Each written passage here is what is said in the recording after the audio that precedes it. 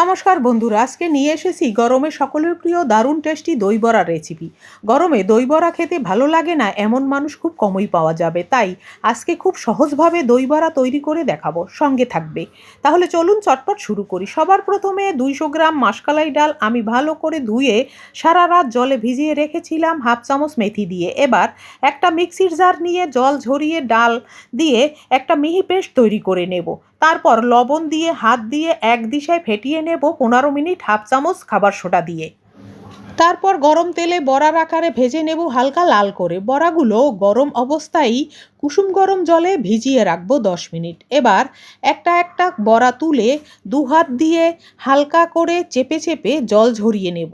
তারপর দই চিনি দিয়ে ফেটিয়ে বড়ার উপর দিয়ে দেব। এবার একে একে তেঁতুলের চাটনি, গ্রিন চাটনি, ভাজা জিরার গুঁড়া, চাট মশলা, মরিচের গুঁড়ো ও বিট নুন দই বড়ার উপর ছড়িয়ে দেব। তারপর 30 মিনিট ফ্রিজে রেখে পরিবেশন করব দোকানের থেকেও টেস্টি দই বড়া।